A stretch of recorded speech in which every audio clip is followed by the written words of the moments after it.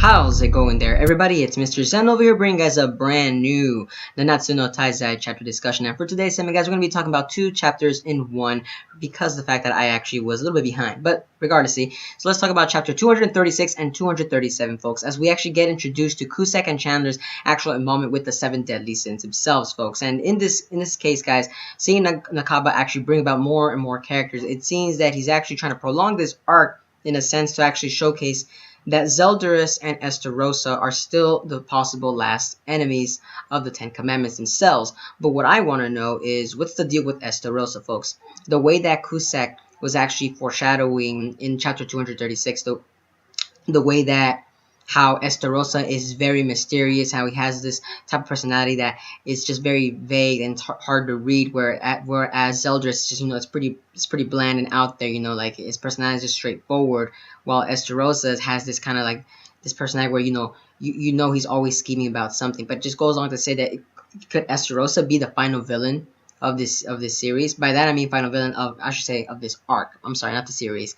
Series is kind of overwhelming. I'm saying of this arc, because Zeldris himself, it just seems that he's being pushed and pushed down the ladder of being weaker than what he is, even though we've seen in the flashback of 3,000 years ago where Zeldris himself was actually pretty freaking powerful. He even took on freaking Dolor and Gloxinia by himself. So it goes along to say that, wow, just how strong is Estarossa. I mean, he lost against Escanor, not even at 100% or, with the almighty power. So, like, I'm just kind of curious to, so I'm assuming Estarossa is powerful against other people besides Escanor. I'm sorry. Besides Escanor, you could say that, he's an overwhelming opponent.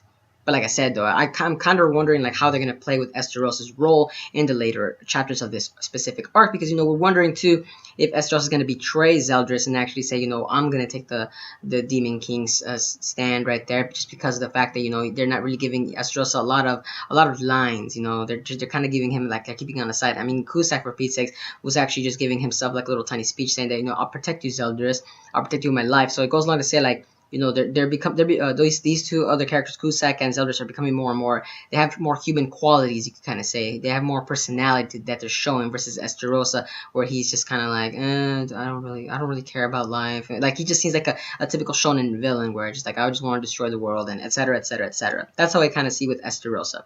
But moving along, guys, besides that, we kind of see, how do I say this?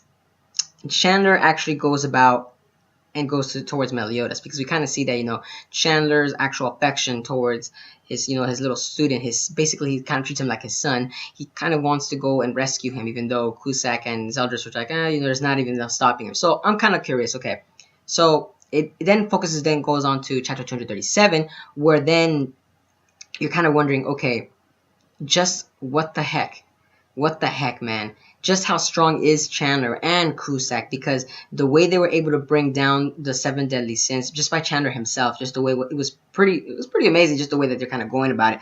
Because I mean, Chandler brought the full night with him, so that means Escanor himself, he's gonna be taken out. He's already out. He's already back to his reverted human form. We saw Merlin's actual true form. She's actually, I believe it's Beleniel's daughter. Her true little figure of herself is literally a little 5-year-old girl. I would say an 8-year-old girl. And I'm looking at it like wow, this is pretty intense. Just how old is? Oh, that's right. Because of Merlin's magic, it doesn't let her age infinity. That's why she looks like that in that age. Technically, wow, that's a pretty old looking lady. Anywho, the point is the fact that we see that Chandler himself was also able to be so fast at the fact that Merlin sensed him, but by the time that she sensed him, he was already inside the room, already talking to Chandler, and I'm sorry, he was already talking to Meliodas and Elizabeth. But the thing is that he's the one that taught full counter. So does that mean that he has full counter, or is he the one that I'm kind of a little interested in the fact how does magic go about in this universe? Are they born with it, or does someone hand the magic down to you? Just because the way that Chandler was kind of saying, I'm the one that taught full counter to Meliodas. It's like saying so magic can be taught to other people in this kind of sense. Now that we're getting more and more into the lore, or either that or Nakaba is really just full of BS and he's just really making this up as it goes along.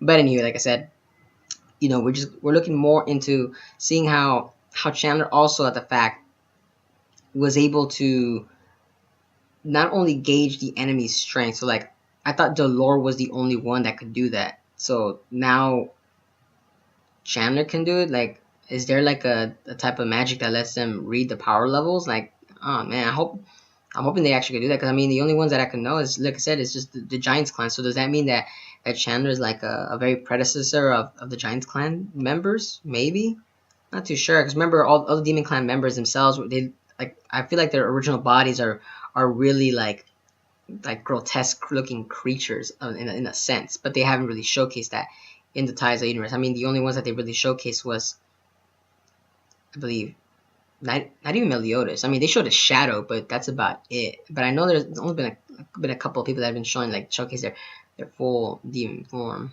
But I wonder if they're gonna be showcasing that more in the future. But like I said, though, interesting aspect of that. But moving on, folks, moving on. I do want to talk about the last topic, and that is, in a sense, the fusion art between King and Gauther, because of the dire predicament that they were in, since Chandler was just grieving the bros. I mean, for Pete's sake, he brought down the meteors on themselves.